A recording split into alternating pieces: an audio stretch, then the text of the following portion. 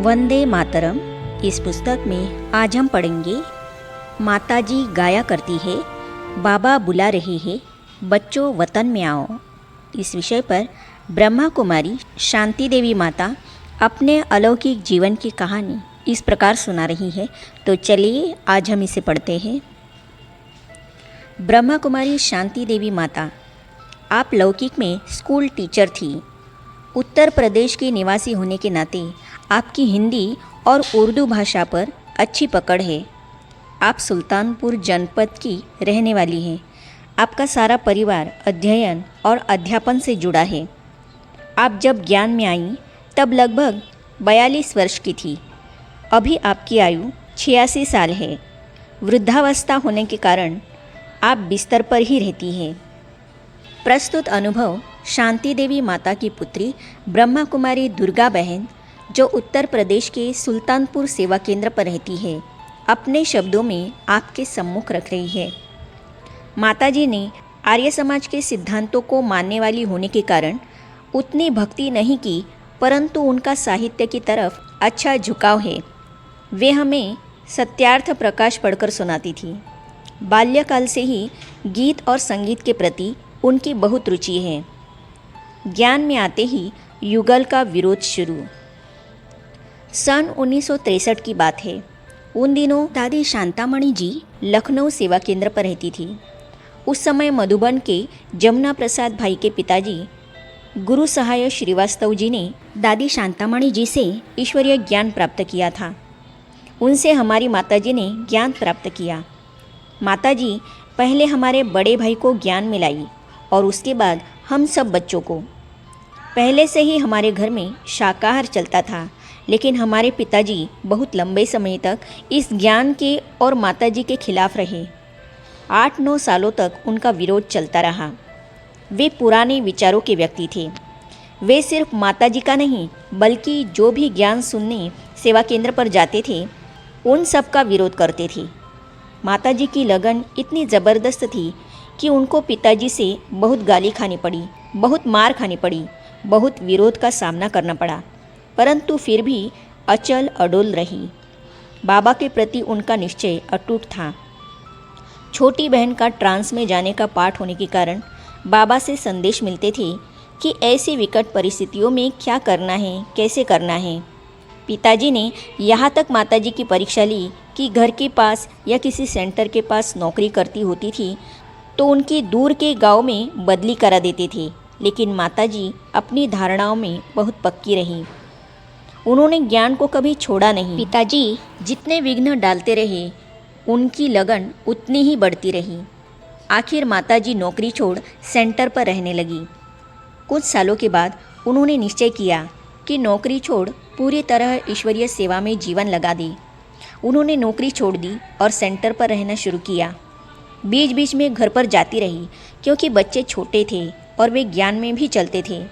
उस समय तो गांव में उतनी सुविधाएं नहीं थी, न बिजली थी, न पानी का नल।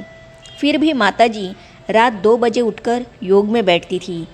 खासकर बच्चों को ज्ञान में लाने में और उनको शिक्षित करने में उन्होंने बहुत मेहनत की। दीदी से प्रश्न पूछा, माताजी ने किस तरह की ईश्वरीय सेवा की?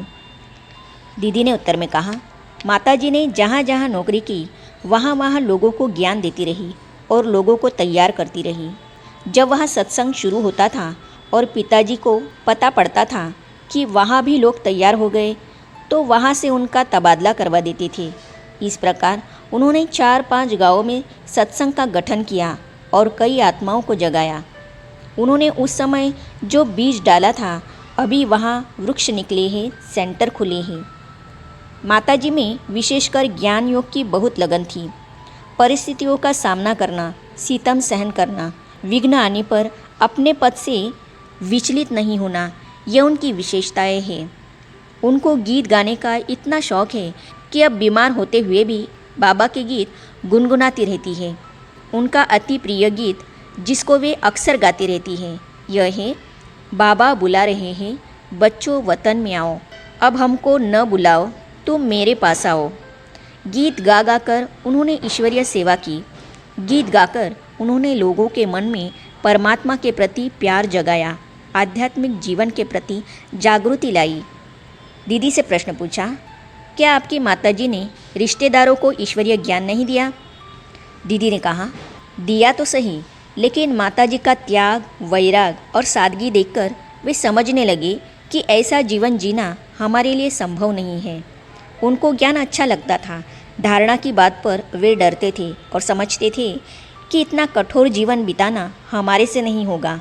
हमारी मौसी के ससुराल में अभी काफ़ी लोग ज्ञान में हैं। हमारे पूरे परिवार को माताजी ने ज्ञान में चलाया। खासकर हम बच्चों को ज्ञान में, योग में, ईश्वरीय सेवा में तथा धारणाओं में आगे बढ़ाने में, उमंग उत्साह भरने में उनका बहुत बड़ा योगदान रहा। उन्होंने ही हम 2 बहनों और 2 भाइयों को यज्ञ में समर्पित कराया। पिताजी ने उनकी इतनी परीक्षा ली, इतने कष्ट दिए, फिर भी वे हारी नहीं, झुकी नहीं, ईश्वरीय पद छोड़ा नहीं। अंत में पिताजी को ही एक दिन हारना पड़ा। माताजी ने सदा शिवशक्ति बनकर सब विघ्नों का सामना किया और हम सब बच्चों को प्रोत्साहन दिया। आप समझ सकते हैं कि आज से 43 वर्ष पहले एक छोटे से गांव में एक महिला का ज्ञान में चलना, पति की तरह तरह की यातनाओं को सहन करते हुए अध्यापन भी करना, निर्भय होकर खुद भी आध्यात्मिक मार्ग पर चलना और बच्चों को भी चलाना, यह कितना कठिन कार्य था। इतनी निर्भयता उनमें आना, यह उनका अपना संकल्प बल और परमात्मा बल ही था। एक बार गांव में प्रदर्शनी लगाई गई। गांव वाले आकर डराने धमकाने लगे कि आप इन सब चित्रों को हटाओ, नहीं तो हम इनको फाड़कर फेंकेंगे। फिर माताजी ने उनको अपने गीतों द्वारा और कथा द्वारा ज्ञान सुनाया तो वे कहने लगे कि भले ही आप प्रदर्शनी करो। इस प्रकार उनकी सेवा घर से बाहर ज़्यादातर गीतों द्वारा ही होती थी। हमारा गांव वहाँ है जहाँ अयोध्या नगरी है।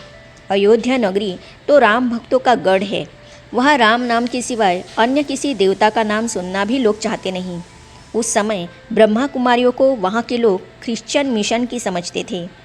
ऐसे स्थान पर सेवा करना तो दूर ही रह गया, ब्रह्मा कुमारी बनकर रहना ही मुश्किल था।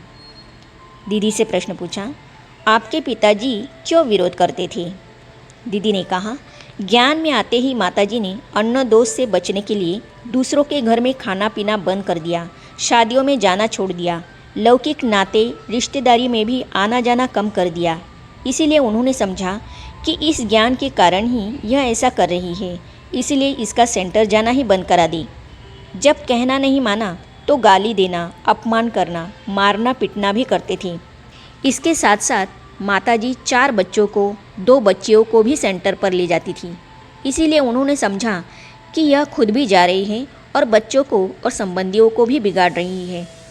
सबकी जड़ यही है, इसीलिए इसको ठीक करने से सब ठीक हो जाएंगे। पिताजी शरीर छोड़ने से 20 साल पहले ज्ञान में आए।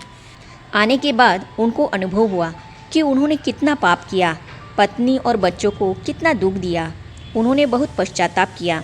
सन 1991 में उन्होंने शरीर छोड़ा। दीदी से प्रश्न पूछा, माताजी के अलौकिक जीवन से अन्य माताओं को, गृहिणियों को क्या प्रेरणा मिलती है? दीदी ने कहा, आध्यात्मिक मार्ग पर कितने भी विघ्न आए, परीक्षाएं आई, चोटें भी लगी, लेकिन बाबा पर, ज्ञान पर उन्हें संशय नहीं आया, कभी भी हिम्मत नहीं हारी। सदैव हम बच्चों का उत्साह बढ़ाती ही रही। उनको अनेक साक्षात्कार हुए। साक्षात्कारों में बाबा उनको बहलाते थे। एक बार वे उदास होकर घर के बाहर आंगन में बैठी थी। उस दिन गुरुवार था। उनको सेंटर पर जाना था। बरसात हुई थी। रास्ते में पानी भरा था। उनका जाना मुश्किल हो रहा था। सेंटर गांव से लगभग 8-10 किलोमीटर दूर था। बीच में एक छोटी नदी पार करनी पड़ती थी। उस समय वहाँ कोई पुल या नाव नहीं थी। माताजी बाबा को याद करती रही और कहती रही कि बाबा, मुझे सेंटर पर जाना है, क्या करूँ? बरसात के कारण जाना मुश्किल है। योग में उनको अनुभव हुआ कि बाबा उनसे कह रहा है, बच्ची, तुम क्यों उदास हो बैठी हो? क्या तुमको बाबा पर विश्वास नहीं है? चिंता मत करो, बाबा तुमको सेंटर पहुंचाएगा। उतने में 10-12 साल का एक बालक आया और माताजी से पूछने लगा, माताजी, क्यों उदास हो? क्या आपको रेवना जाना है? माताजी ने कहा, हाँ। वह बोला, चलो आपको छोड़कर आता हूँ। उसने माताजी को साइकिल पर बिठाकर सेंटर पर पहुँचाया। ऐसे ही अनेक घटनाएं हुई हैं माता जी के जीवन में, जिनमें उनको बाबा से बहुत सहायता मिली है। माता जी का जीवन अन्य माताओं को भी सहन शक्ति, सामना करने की शक्ति, धारण करने की, ईश्वरीय मार्ग पर अचल और अडोल रहने की प्रेरणा देता है। आगे दीदी से प्रश्न पूछा, माता जी की क्या क्या विशेषताएं हैं? तो इन अनुभवों को हम पढ़ेंगे अगली कड़ी में। तो ये जानने और पढ़ने के लिए इस चैनल को सब्सक्राइब करने के साथ ही साइड में जो बेल आइकॉन है उसे भी क्लिक कीजिए, ताकि आने वाली सभी वीडियो और अब तक की सारी वीडियो आप तक पहुंचती रहेगी। ओम शांति।